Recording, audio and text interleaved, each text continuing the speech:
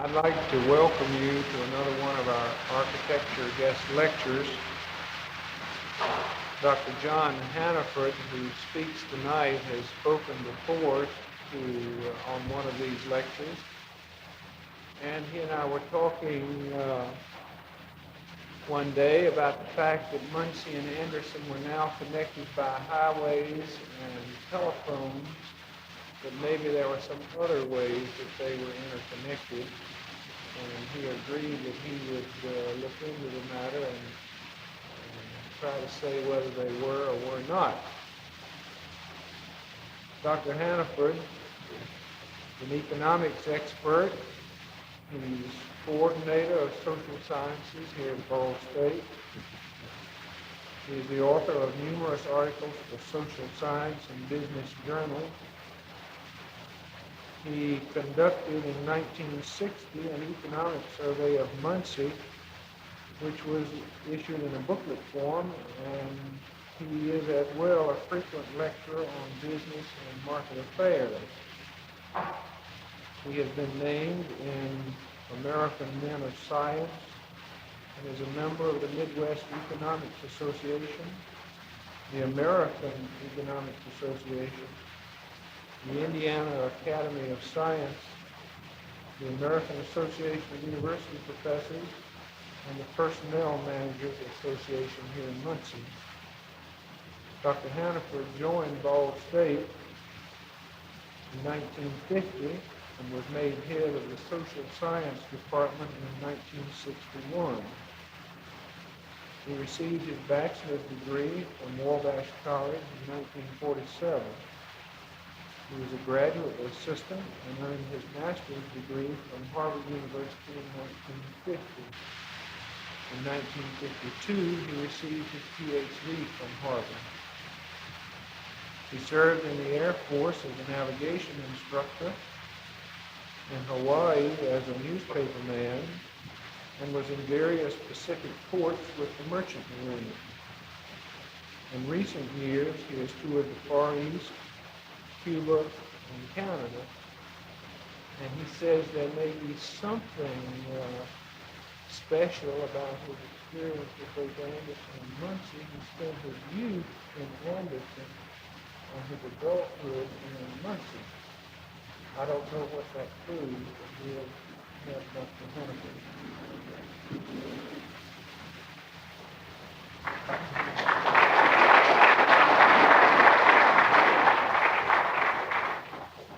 Well, it proves I'm interested. Now, whether or not I'm interesting, that's a different question. I would like at the onset to remind you that if you were going to listen to a plan for Muncie and Anderson of a professional nature, someone would have had to have put down about $150,000 to $200,000. That would be the approximate cost of drawing up such a plan, and just to plan the plan would be several $1,000s. Now, I got a free dinner out of this. What do you think you're going to get?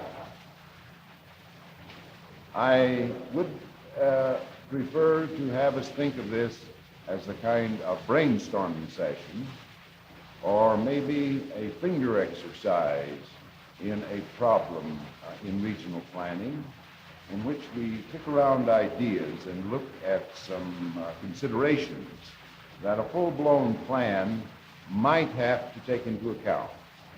That after the expenditure of several thousands or hundreds of thousands of dollars, it might come to some firm conclusions about. Now, I do think that we might remind ourselves that regional planning going beyond a city, beyond a county, but into a larger whole, is very decidedly a growing part of our society these days. The reasons for this are partly in nature. When the Creator laid out the universe, he had some different ideas about appropriate lines than the political authorities who drew in the county boundaries with the aid of the surveyor. For example, the development of Indiana is affected by phenomena outside of any one planning unit.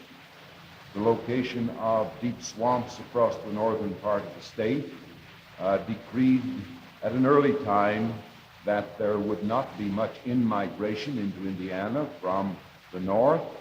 It also decreed that there would not be a large urban concentration at an early date in the northern part. So Chicago grew up and Toledo grew up. From the south, the location of the rivers flowing into the Ohio dictated that Cincinnati would be just over our boundaries, and that Louisville, because of the location of the rapids, would be on the other side of the river. And so we are left here, not because of anything that we did, with the fact that we had no large urban concentrations at an early time in our state, and we're still reflecting that in all kinds of population totals, income totals, development, and so forth we have. This is a regional phenomenon. The facts of life are regional with regard to river basins. As Anderson knows so well, and there is the same place to run our sewage that they have to get their water. That is, there's a single unit here for many purposes that is a river basin, and it is not coterminous with a political unit of any kind. The river basin has been the source of water, the place that our transportation occurs. It is a place of recreation. If you're ever going to try to control floods, you're going to be placing reservoirs, not on the basis of any political unit. You're going to be placing them on the basis of the dimensions of a river basin. And once you place those reservoirs, you are doing tremendous things for or against the resources of the communities where they go for recreational and industrial purposes. The transportation arteries have historically followed along the rivers, and we certainly have that demonstrated with regard to White River and Muncie and Anderson. And these transportation arteries, whether or not they are a river, as they are some places today and used to be nearly everywhere, or a railroad, or an arterial highway, although they are located on the basis of regional forces, are of great significance to the development of individual communities, because the place where an artery of any kind enters a community and passes through it and exits is going to determine the location of its industry, and the whole life of the community will over time orient itself toward the location of the traffic artery that no one community can decide by itself. It's a regional decision. The experience of the 1930s, when the federal government first started getting into the business of helping communities improve their lot, demonstrated that you can't plan with a neighborhood, you can't plan with a small community, you have to plan with a total community. Because if you plan, for example, an urban design project in a neighborhood, and that neighborhood is effective with regard to drainage or sewage or law enforcement, you're going to have the fruits of your planning washed away by the environment in which it's located. And if you try to plan the whole neighborhood, you may find the community as a whole has social forces that just prevent any neighborhood from becoming an interesting and fruitful place to live, to raise a family in, or to start a business in. If you plan a total community, you may find that the political opposition of the county in which you're located keeps you from realizing your goals in one way or another. And if you plan a total county, you may find the economic forces of the region with regard to location of transportation and other things will make your planning of a total county unit either successful or unsuccessful. All of these are facts of life. And recently, some facts of a more institutional source have entered our life and started playing a picture in the reasons why we might be interested in some kind of regional planning. The federal government issued an executive order a few months ago that directed all federal agencies to orient their programs as far as possible within a framework of planned regional development. Some federal agencies already were insisting on larger than local planning units. The region that comes forward with a good comprehensive regional development program is very likely to receive preference in just about all kinds of federal programs you can think of.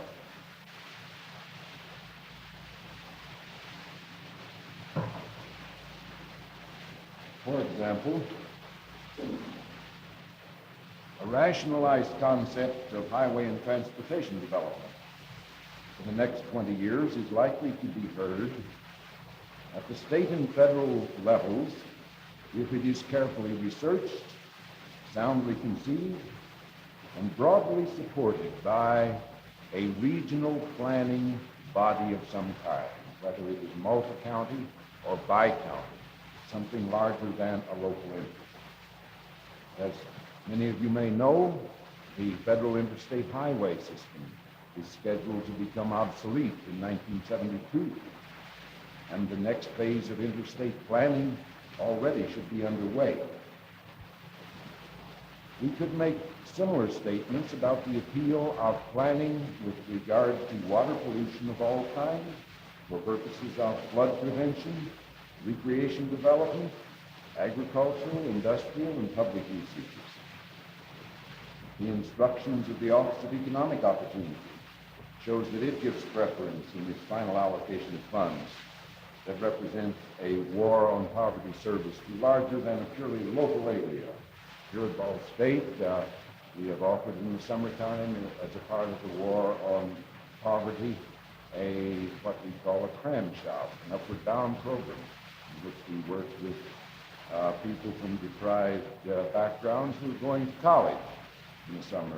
And we came very squarely face to face with the fact that the cordiality with which our application would be received was linked to the extent to which we could reach out beyond the borders of Delaware County and serve other societies as well.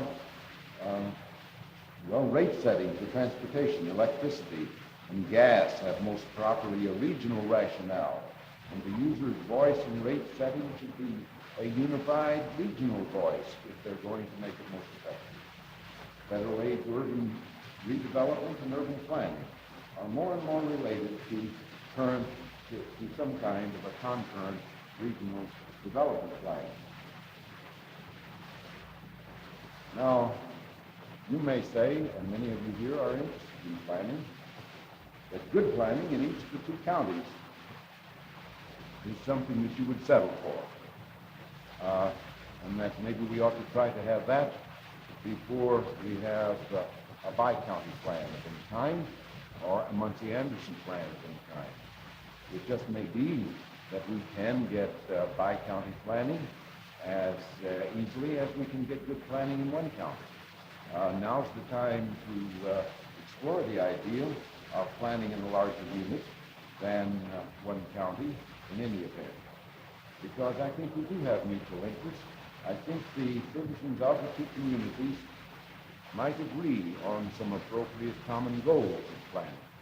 And I don't presume to have a comprehensive list, but I would say the citizens of both Anderson and Muncie are interested in an attractive entrance to the city that they are living in, to welcome people into it. They're interested in a rapid and easy entrance to the city rather than an obstacle course that we have in some of our streets. They are interested in regional and interstate connections that will foster a regional commercial service, serving other counties down the valley. Transportation arteries I think the design that are situated adjacent to good drainage and good utility services for the use of prospective industry and non-manufacturing employers. The neighborhood environment receive their interest. I think they want neighborhoods that make interesting people. August Heppisher, as many of you have heard, once said that a great symphony will never be written in the suburbs. He was looking at the mile on mile of suburbs in some of our largest cities, I think, but the variety of people that grew up in this kind of an environment is something that we are aware of, and I think we can share common goals on. We would want a community, I believe in both cases, that's broken by water and open spaces at strategic intervals. I think we would want a community with a progressive, advanced educational system in both cases. We want land use that is not haphazard, and on the other hand, knowing the two communities, I think that we want one that is not forced into some dull monotony of some kind or other. We do have some common goals, and I'm sure this list could be extended. Now, I can stand on the line dividing Muncie from Anderson at the county line, and in 15 minutes, the same length of time it takes my child to walk to school, I can be in Muncie or I can be in Anderson. On State Road 28, I can start at the eastern boundary of Delaware County and drive out the western side of Madison County in a half an hour without exceeding the speed limit. We are in time, in terms of time distances, very much together. We are one. This is the kind of world we're living in, cheek by jowl in terms of space. I'm sure that the people in Anderson who built the excellent mall that they have on their 109 bypass knew that I can leave my home, which is just on this side of the river, south of the university, and I can park and be in a store in that mall in Anderson almost as soon as I can do that for a downtown store. At the time I run the obstacle course of stoplights and so forth and find my parking lot and walk from my parking lot to my store. It might take 5 or 10 minutes more for me to shop in downtown Muncie than it does at the East Anderson Mall. Here we are tying ourselves together. We are becoming one. Muncie and Anderson now share the same telephone system, as Dean Sappenfield reminded you. I know of one store at least that is considering the possibility of free delivery in both cities. A railroad crossing on the county line between Muncie and Anderson was using a flasher signal when I was a boy 30 years ago, and they didn't get it because there was a tremendous hassle about who was responsible for it and who would share the cost. And for 30 years it went on, losing 2 to 5 persons per year at that railroad crossing that would still be alive today if there's been even the most rudimentary variety of unified planning between the two. We have common problems. We indeed do.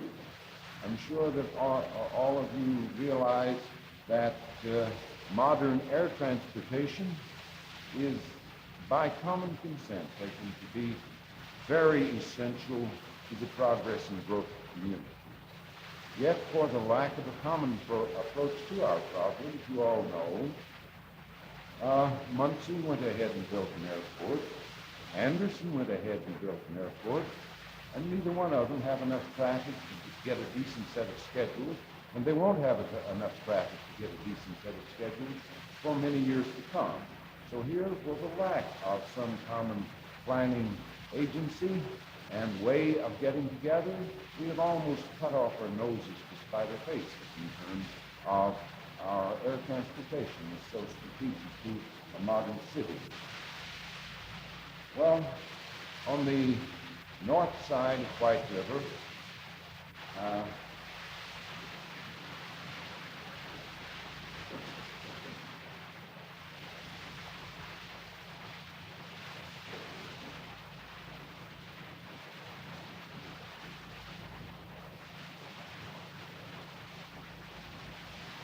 on the north side of White River,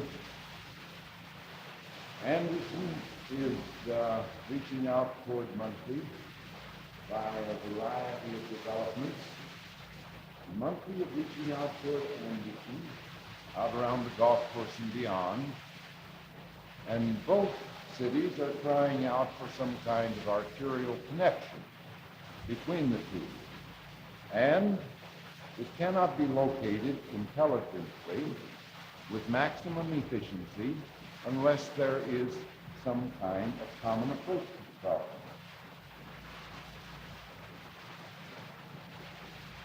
Of course, it cannot pay Madison County to really stop the pollution of White River upstream from itself unless Delaware County stops the pollution on up above it. The problem of polluting White River is one that is moving toward some kind of solution as the result of state and federal pressure. But still there are problems that the state and federal government cannot wrestle with in the area of Daleville. Anderson is downstream from Delaware County and is certain to receive our waterborne sewage, but Delaware County is downwind from Anderson, and we are sure to receive whatever smoke pollution, air pollution is generated in the city of Anderson. So you see, we are one. We are one with problems that we have to either settle because we have to gather, or live with problems because we don't act together. Anderson knows Muncie is polluting White River, and I understood that a few years ago there was plans for Anderson to build a reservoir of some kind on Creek as a source of water supply. I'm told by our visitors from Anderson that the subsoil will not support a dam in that area, but in any event, if they had planned to use that as a source of water, they may not get away with it because the Muncie development is running out into the watershed of the Killbuck, and a good deal of it is not being carried in our sewage system, even though we have a pumping station to carry it up and over and get it to White River and down to Muncie, or down to Anderson through that route. I know you people from Anderson are saying, but our city engineer tells me that we are much maligned and that the quality of what we are turning into White River is a good deal better than we are given credit for. The problem is not with the Muncie community. Well, Delaware County could pass zoning regulations that would cause trailer parks to pile up on the Madison County side of the line with all those children and with that sort of zero tax base as a basis for educating them. Of course, by the same token, Madison County could pass land use regulations that would cause all the junk cars in Madison County to pile up on the Delaware County side of the line. We are neighbors here, and we are becoming one. We have common and mutual problems. Anderson is now exercising herself a great deal in order to establish county-wide planning in Madison County. Yet Anderson is closer to Muncie than he is to Elwood, where they are trying to get the people to join with her in a planning effort. And by the same token, Muncie has established a federal metropolitan planning district that includes the entire county, yet we are closer to Anderson than we are to Albany, and much larger concentration of people in the two places. so that if concentrations of people mean anything, our interests, many of them, should flow across the political boundary. Now, in 1965, Delaware County had 15,400 population, and Madison County had 129,400. And this is a total of 245,000 people in the two counties, and this total is larger than the 5 counties taken together surrounding Delaware County. We are neighbors, and together we total 245,000. If we eliminate the 4 counties in the state of Indiana that have more than 245,000, that is Lake County, Marion, Allen County, and St. Joseph, then there is no other instance in the state where you have 2 counties adjacent to each other with a population equal to ours. We are the 5th metropolitan district in the state in size. A recent study by Indiana University says that in 18 years, the 2 counties together ought to total nearly 400,000 people. This is about 490 persons per square mile, and you see we're growing cozier and cozier. This is only 18 years we're talking about, just a little over a half generation. Between 1960 and 1965, the growth of both counties has been below the state average. The two together average 3.5%, while the state as a whole is growing at 4.1%. Employment in manufacturing was good in the 2 cities, particularly in Anderson. The growth today in the modern American society is tied to non-manufacturing employment.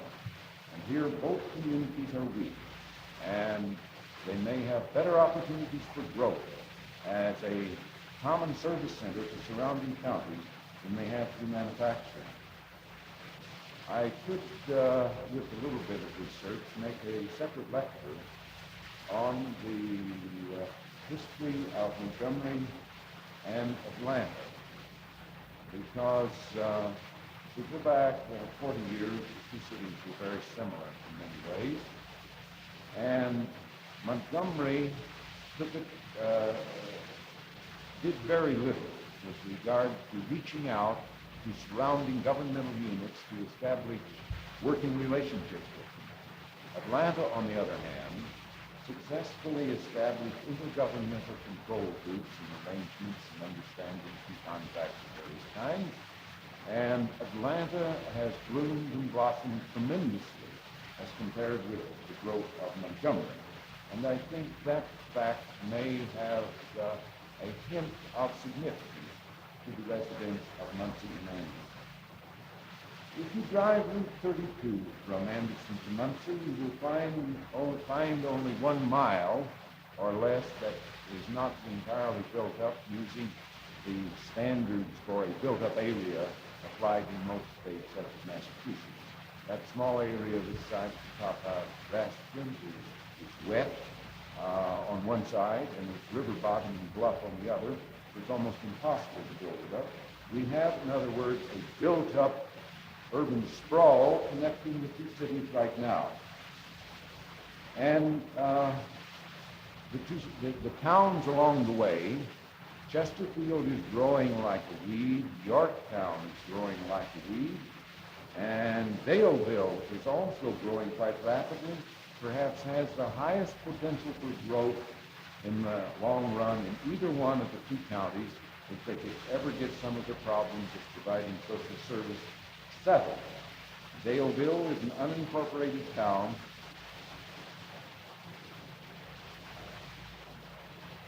just this way from the county line, and it has great potential, but it is within 2 miles of Chesterfield, and therefore it is eligible for legal annexation by Chesterfield, but not by any community in Delaware County. It is not within 2 miles of Yorktown. A neighborly joint planning effort would help in solving the difficult problems that exist in Daleville. There is already from time to time been some talk of them running a sewage line downriver to Chesterfield and taking care of their sewage problems through this device. But this raises unsettled questions of the legal relationship of one governmental unit with another that we have not addressed and we have not sought to address. They are, in other words, regional planning problems that would have to be taken care of. In 1960-66, Delaware County had a larger increase in population than Madison County. This is contrary to nature because employment levels in Madison County were much higher. A part of this explanation is caused by the people with jobs in Anderson living over the line in Daleville. People follow State Road 67, State Road 32, out of Anderson into Delaware County to send their children to school in Delaware County, while the industrial tax base that supplies the income to these people is over the line in Madison County, in Anderson, and it is denied to Delaware County, and this raises problems with regard to our economic base. We have here a small case of the classic one we hear about in New York and Boston, of people fleeing out to the suburbs in another governmental unit, where their social services or schools and fire protection and so forth have to be provided in the long run. Daleville is potentially a Blackwood, I think. I hope it never gets that bad.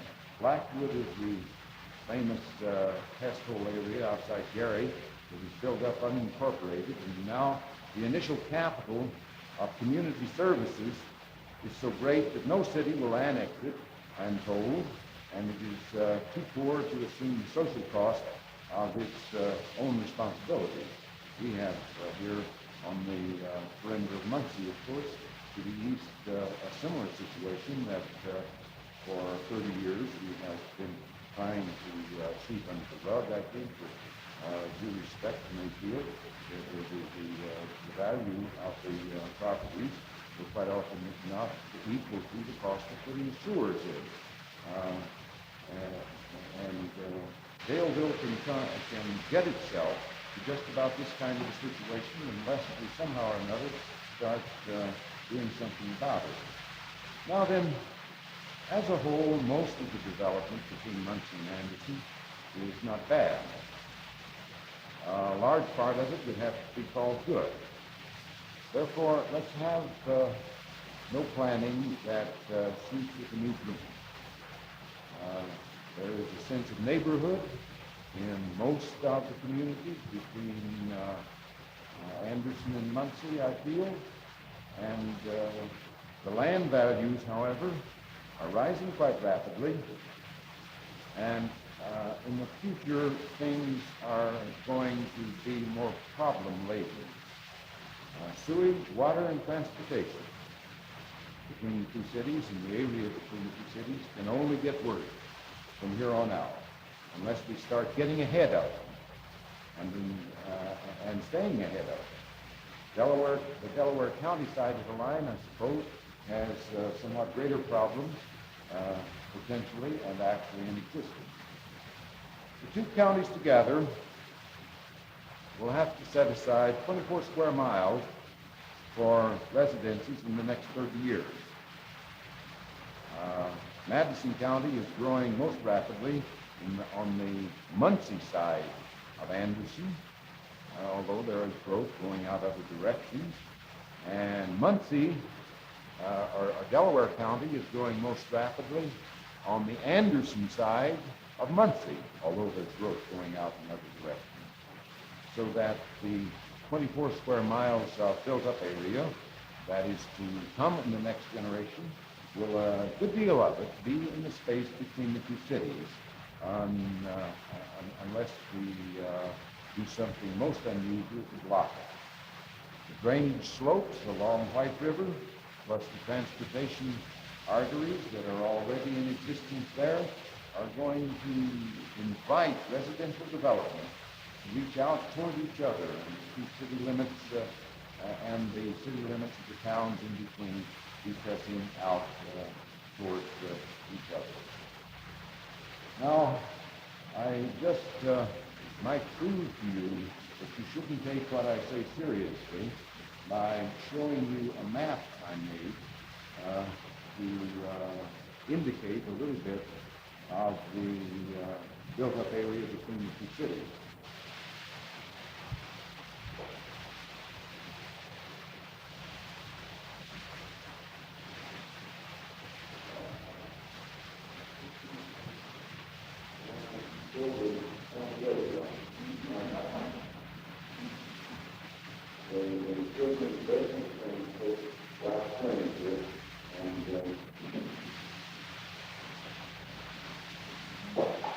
Turn out a practically professional map, but I can always find new and original ways of being sloppy.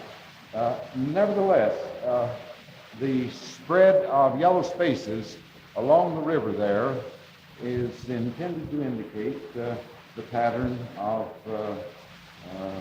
residential buildup, and it is far from a professional job, but it does suggest the kinds of ways that Daleville, Yorktown, Chesterfield isn't even shown on this map. It is a little dot just on the left-hand side of the county line and south of the river, for those of you who are not acquainted with this area. Now, there's a floodplain along White River. West of Muncie and east of Anderson, it is a dump, slowly progressing together. And it is destroying the natural future use, I think, for this floodplain as recreation. The two metropolises in the year 2000 need now to set aside recreation space and the small amount of open country left between them, and a good deal of it, I think, should be in this floodplain. The longer we wait, the more options that will be close to a planned joining of Anderson and Muncie. I can remember 30 years ago when the land between Anderson and Muncie was relatively open. In another 20 years, it will be much more closed than it now is. It will be closed so completely that putting an artery, a traffic artery, for example, between the two cities, will be so expensive that we will not try it, even though it will be needed much more then and much more every year as we move into the future. I say that the present development between Muncie and Anderson is most of it something we can take some pride in. Some of it isn't so good, but this is the kind of area in which slums can start to put down their roots. As the price of land starts increasing in this area, we will find a larger and larger temptation to sell it off in smaller bundles. We will find that borrowing money for financial purposes, for example, you can't get an FHA loan for Daleville property, will discourage the building of the better type of homes. We will have a steady increase in the number of filling stations strewn along State Road 32 as traffic between the two cities expand. Now, in 1970, both Anderson and Muncie will be standard metropolitan areas, standard metropolitan statistical areas. Current federal practice indicates that federal aids to adjoining counties, when both are SMSAs, may be withheld unless they have cooperative comprehensive planning of some kind. At some time in the future, this is very likely coming. This is any kind of federal aid in highways, sewage, air pollution, hospitals, urban renewal, and what have you. Someone else, you see, is recognizing that we are neighbors, that we're one, and ought to be one for planning purposes. Probably this is coming. Economically, both counties are dominated, of course, by the auto industry. They have some of the highest wages found in the state, and non-manufacturing has bloomed and blossomed. But we don't, our manufacturing employment has bloomed and blossomed, but we don't have non-manufacturing employment. And I believe with a proper planned development of the area between the two cities, we can have a more rapid growth in non-manufacturing employment if we want it. Certainly by the year 2000, Anderson and Muncie will be connected by an urban sprawl that will have turned into a kind of urban jungle, unless there's reasonable action to control its development. Before 2000, populations of the two counties will cross the 500,000 line, and the great center of growth in these two counties will be on the Anderson-Muncie axis, I believe. Well, what are some planning ideas, large and small, good and not so good, that might or might not interest the citizens of the two counties? One of the efficiencies of living in Muncie is how easy you can get to Anderson, and vice versa as far as that's concerned.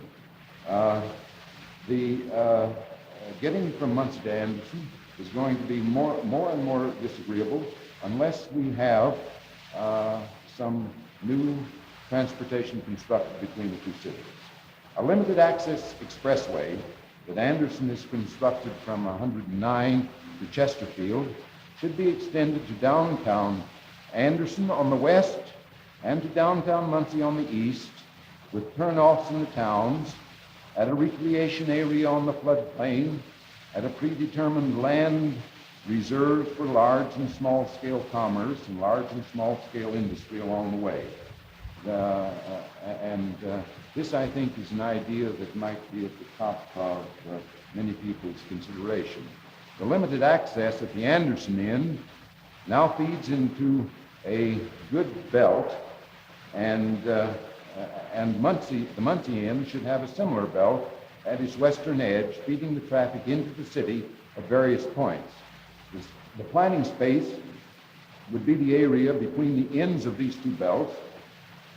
Muncie, in all ways, is more oriented toward the west than toward the east, yet we are building our belt with its feeder roads on it on the east side of our city. I have another map that's intended to indicate something about such a transportation system.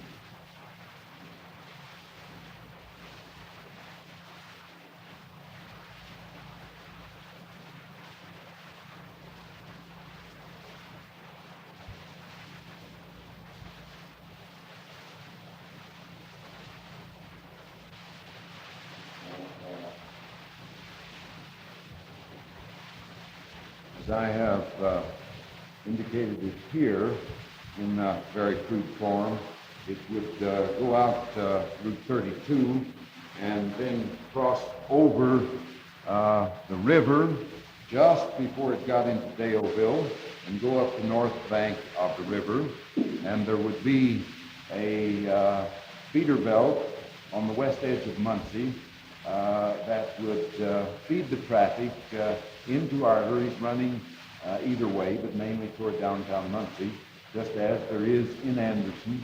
This feeder belt is 109 line that feeds traffic into Anderson. We could do some things with other kinds of transportation. If you'd like to get really wild, we could put a rapid train track down as a concrete tube and put another tube beside it, each 10 feet in diameter. In the second tube, we could put all our utility lines, sewer, water, gas, electricity, telephone, with a drive-through space for Jeeps for maintenance. Then over the whole thing, we could throw earth for a 4-lane road running on the floodplain on the south side of the river that could also serve the purposes of a levee to protect the floodplain for other uses, and put in rapid transit underground travel between the two cities, where you could, for 50 cents in 15 minutes, be in Anderson on trains that maybe ran every half hour. This is a possibility that such as some people like to kick around. I don't think it's very realistic at this time, but if you're going to put in a highway and they're going to put it on the floodplain, where you're going to have to build it up anyway, there might be something to think of, to be said for this case. Engineering problems might cause it to be dealt out with. Both Anderson and Muncie have had large growth because they've been favored major railroad crossings. In the future, favor can continue if interstate highways come our way, and they're most likely to come our way if we take to the Federal Bureau of Roads a comprehensive plan that speaks for a regional rather than a purely local interest. A new interstate after 1972 ought to go in an almost straight line from St. Louis to Cleveland. And it ought to pass about 10 miles north of Indianapolis and 3 miles north of the present city limits of Anderson and Muncie. If we have a solid regional plan that would involve a through highway in this vicinity, it can be made a possible interstate. When such an interstate comes, of course, it will do something to the variety of development that we have in this area. Getting from Anderson to Muncie, getting from either Anderson or Muncie to Chicago these days is a study in dog-leg angle. And the interstates that come after 1972 could pass between them with good logic on its way from Cincinnati via Kokomo and Logansport to Chicago. Such a second north-south interstate could be joined with the present one and the St. Louis-Cleveland one to form a golden triangle somewhere near the border of the two counties. It would have a river there, and it would have two trunk line railroads running through its middle. And if you were designing an ideal location for industrial and commercial development, I don't see how you could cook up anything better than that. A bi-county shopping center could be planned for land use somewhere in this area with transportation geared into the shopping center as well as the recreational areas along the river. Along the river, there's a great deal of bedded sand and gravel, and if the land is acquired now for park uses, the mineral exploitation of this bedded sand and gravel could be made by private industry on a leased basis with the understanding that they would leave the resulting pits in a form desirable for recreational purposes. The urban connection between Anderson and Muncie is coming, and it's of prime commercial enterprises such as shopping centers could be located there with enough clientele to stock lines that would compete with Indianapolis, a regional service center. But they will not come unless some kind of joint planning reserves large spaces from being overgrown with residences, and unless planning for transportation makes them easily accessible. Well, just excuse me a moment while we have another look at a sort of map here that would say something about this interstate transportation.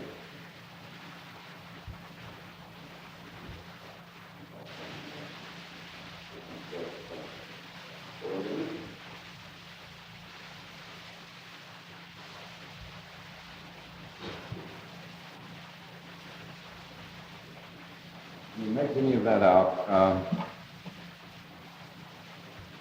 This, of course, is the existing I-69. This is the New York Central Railroad. This is the Nickel Plate Railroad. I'm suggesting that somewhere north of Anderson and Muncie, there could be an interstate highway running from St. Louis to Cleveland, right through that area. Somewhere between the two cities, there could be a highway running from Cincinnati to Chicago via Kokomo and Logansport. Of course, where these highways will be located, we do not know. The highway department necessarily has to keep open several alternatives if they are going to get their land at reasonable prices. It could go through here, just on the eastern side of Daleville, where there's a good deal of open space. I don't know the engineering problems involved there. It could come right through here, where between Anderson and Chesterfield there is a vacant space, and strike up in that kind of direction. I have tried to indicate here with some perfect cross-hatching what might be a vicinity of development, or some other kind of loose term I would like to use, on the assumption that the interstate in Cincinnati would come up along this way, or even if we assume that that interstate would never be put in, there is a heavy recommendation for an increase in development all through this area along the county line. Because here at Daleville, we now have the State Highway 67 passing just south of Daleville. We have State Highway 32 passing through Daleville. We have the New York Central Railroad trunk line passing through there. We have the Interstate 69 running north. We have the best source of water in we have White River passing through here. And just up the line, of course, is the Nickel Plate Road. Even if we don't get additional interstates, this has a good deal to recommend it for development purposes. Now, what sort of development might be entailed here?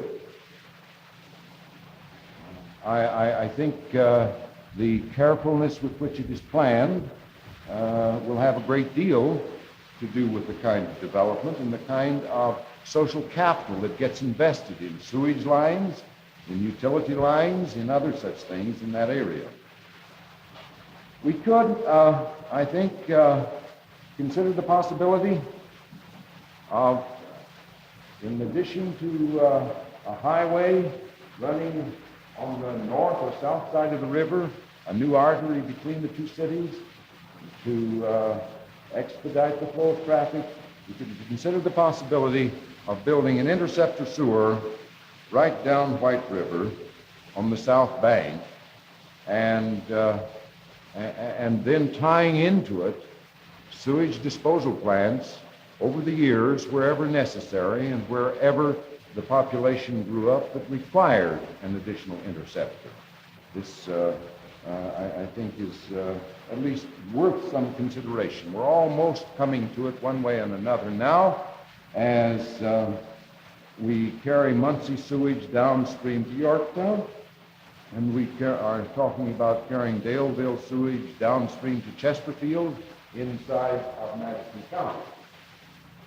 On the north bank, we could have one running down York Creek and the north bank of White River, or running down Kilbuck and the north bank of White River, so that we would be set for sewage problems within the foreseeable future. Well, another possibility is to construct an educational plaza in this general development vicinity. And if you want to extend these purple lines out 10 miles either direction at any point, they're all yours and free of charge. But somewhere in this area, an educational plaza could be constructed where an extension center of Ball State University could offer the first 2 years of college. We could have research facilities there. It could be a school town with a high school and elementary program designed to educate in future years the eastern third of Madison County and the western third of Delaware County. We could put there the State Police Training School that Anderson is interested in. We could put there the Post-High School Technology Institute that Muncie is interested in. We could supply in such an environment as that to students a full range of medical services, all kinds of psychological help, reading specialists of all kinds, as well as prime physical equipment I suppose tremendous basketball teams would come out of such a location as well. And here we would have Anderson and Muncie people sitting there cheering side by side. And you say that'll be the day. But this is one of the possibilities to consider in such a development area. I think we might expect to have some high-rise, high-concentration housing put up in the development area, close to the parks in the floodplain. We, as a matter of wisdom, should be getting away from arranging the location of our housing and our jobs so that everyone in the county or city has to throw himself to the other side of the county or city every day.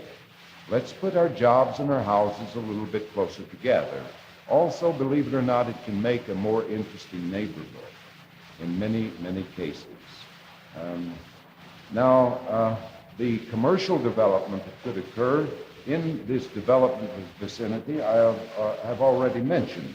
This could take a wide range of kinds, but potentially we have fast traffic moving in from several counties here, plus a 300,000 or 400,000 residents. And I believe this is a mass of customers large enough to support the most complete line of services so that you can get nearly anything you want at this center. Nearly anything you could buy in Indianapolis, Cincinnati, or Chicago might be available here. Many of the residences of our two cities are industrial workers who have a very high level of interest in sports of all kinds. Maybe in the vicinity of the development plan, we could put in a physical plant. It might be adjacent to the educational plaza. That would be the home of a Major League Baseball team. We're going to have 400,000 people here.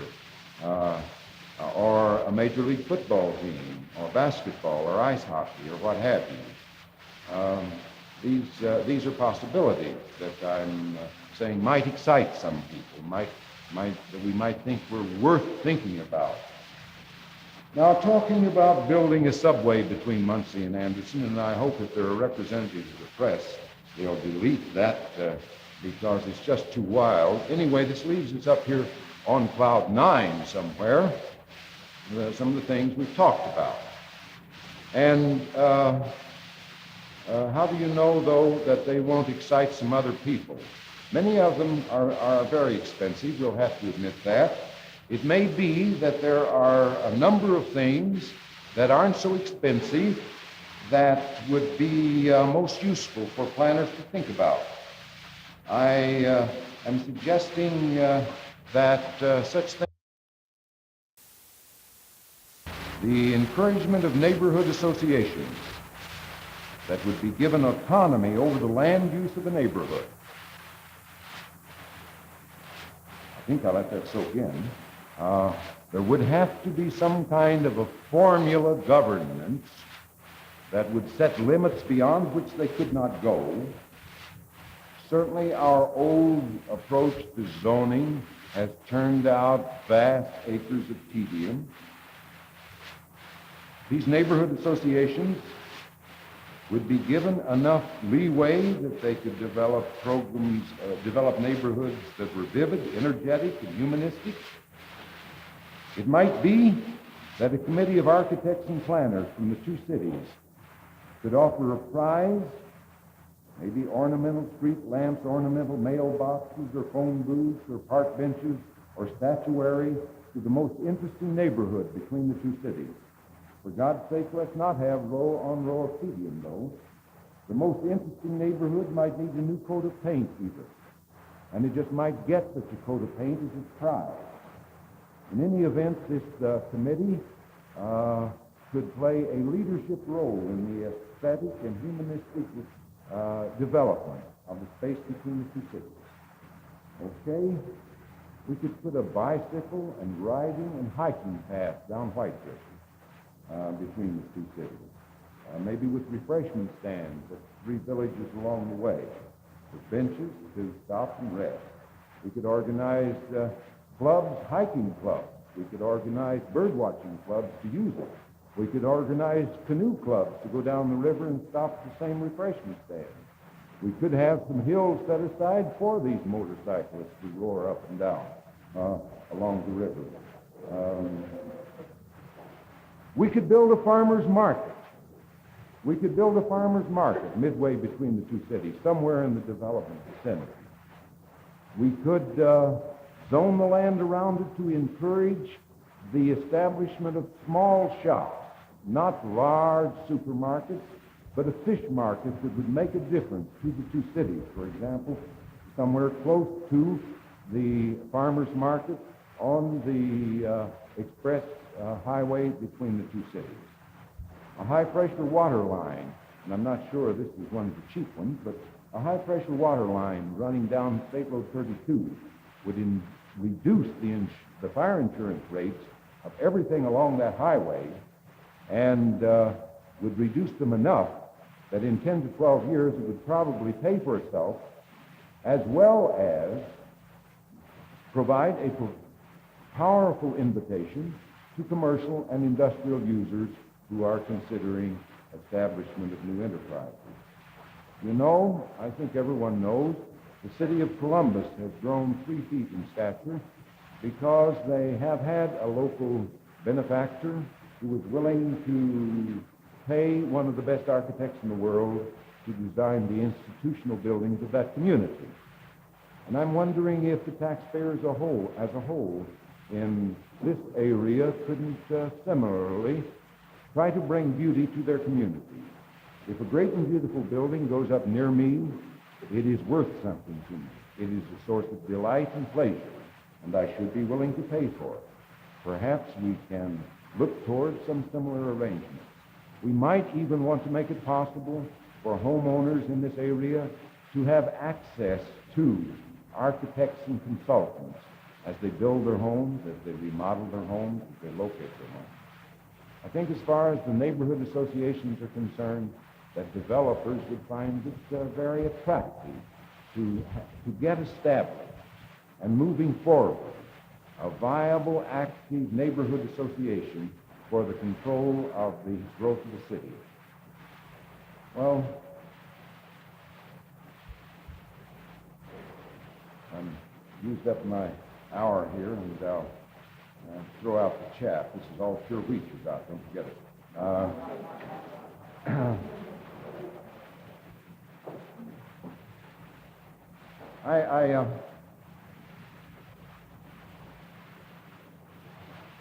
I wonder how all of this can be gotten underway, though. I think we are inclined to say that citizens are lethargic about planning. The citizens don't care. We cannot get citizenship support. We cannot get citizenship support. If we take a cold-blooded look at the success of planning and zoning in the American civilization over the past 20 or 30 years, it may be that citizen lethargy was the luckiest thing that ever happened to us. We have turned out some monsters under the name of planning. And I am one of those who believe that the best planner is one who doubts whether man is wise enough to do very much planning. I'm one who believes that the best planner is fearful that he will do too much planning. And I'm speaking purely personally here, but I believe there are some ideas among these that residents of these two communities may recognize as being worth their support. I think maybe the transportation artery might be one. I think some control of the development of the land use between the two communities built around a formula of neighborhood associations might be another. You can have your choice about what you feel might appeal to the residents of the two communities. There are great potentials for development here because of the way nature has thrown transportation and drainage into a single relatively narrow space on the border of the two counties. Now, we sometimes blame the citizen, I say, for his lethargy, when in fact it might be that we should be blaming our officials and administrators and the bureaucracies. You know, the Army engineers are charged with preventing floods, and those in charge of soil conservation are another group, and they don't talk back and forth. Those in charge of developing our agricultural programs, the county co-op agents, is another group, and they don't talk to either one of these. Those in charge of developing the rural electrification are another group, and they speak to none of them. The county highway department hears from these people very little. The state highway department, perhaps some, but there's a general lack of communication among a dozen different institutions that we could mention here. Each one of them has his private little turf that is assigned to him by the law, and he gets very defensive if someone tries to make incursions on it. And I haven't mentioned our elected public officials and the political jealousies that can be generated between different levels of government going from top to bottom, or different governments going from side to side at the same level. So I think we mustn't blame too much on the citizen. I think we have to have his support if we're going to get anywhere. What would we call such an association of the two communities? We could call it something as uninspired as the Madison, Delaware County Planning Authority. Or we could reach out for something a little bit jazzy and attempt to excite the ordinary man in the street. We could call it maybe Mad Dell or Del Mad or some such. We could make a joining of the words Anderson and Muncie and call it Munderson maybe. I myself have a little preference for a name like Ansi, a joining of that. It advertises to the world that we're on the go and that we're wearing the fact on our sleeve.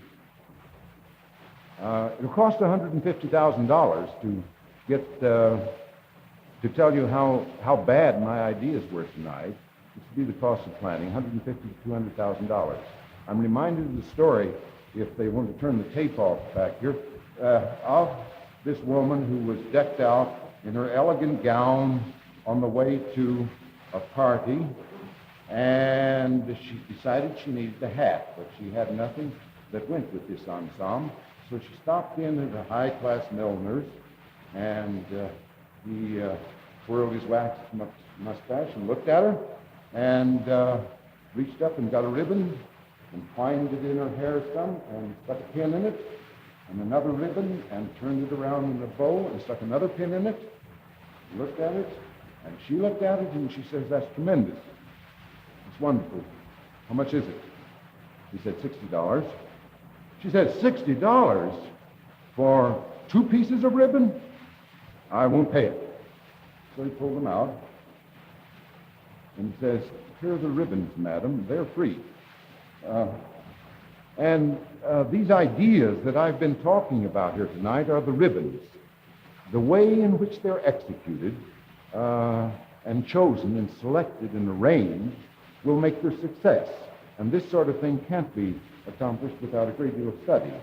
But I believe that if we could get the residents interested enough, for example, to go around wearing a button saying, "I gave $1 to Ansi,"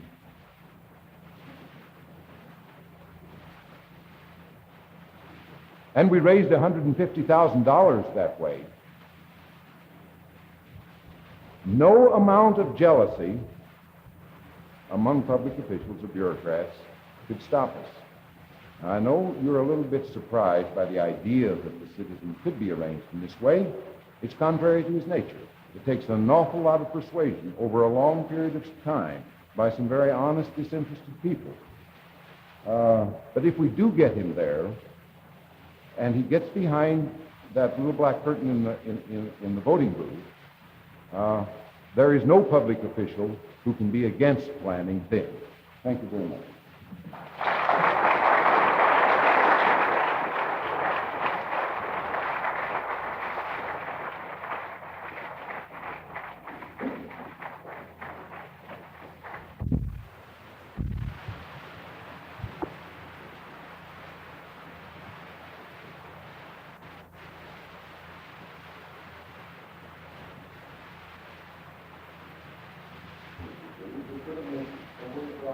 city.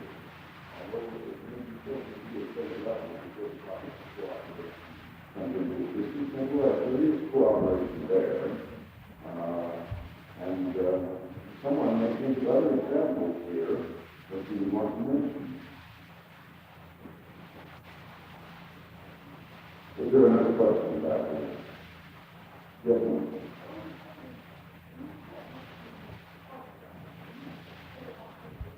Well, if you ride out Signal 32 toward Anderson, it's most of the space in the north between the road and the river. There are a few places in the town where there's construction lane, but most places you can see the construction lane from the road. And some places it's 3/4 of a mile or a mile wide. In other places it's probably 200 yards wide.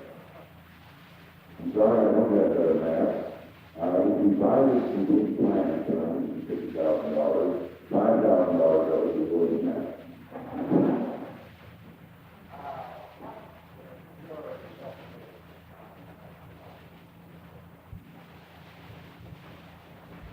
Well, there are specifics that get to be quite long. The largest varieties of non-manufacturing employer is construction. And here at Ball State, where we have 1,200 employees, this is just some consequence you see. Now, following this, our retailing wholesaling. Following this, and I'm a little rusty on this, but I believe it's medical and medically related services, and after that, it's recreational services of all kinds. We run down along this, the verbal and trust bidders, these are a part of the medical services. And the automotive, the filling stations for body shops and so forth. And it goes on and on. And into a very long way. Yes, we are old. I did a study for Delaware County, and Madison County is not too much better off. In 1960,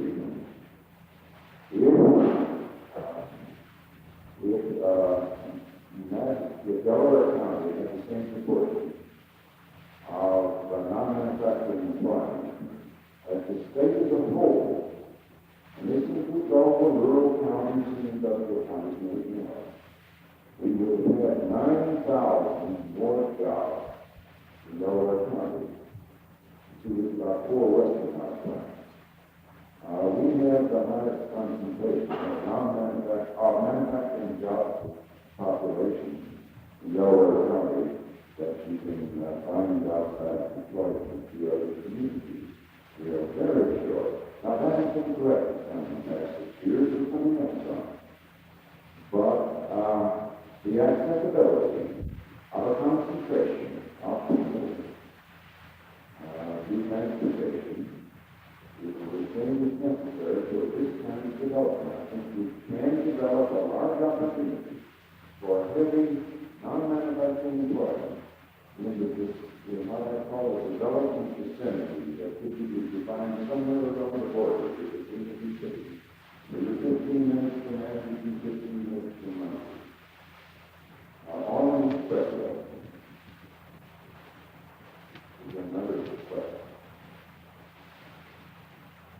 Well, I've enjoyed working with this, and I hope no one expects to find manuscripts of this.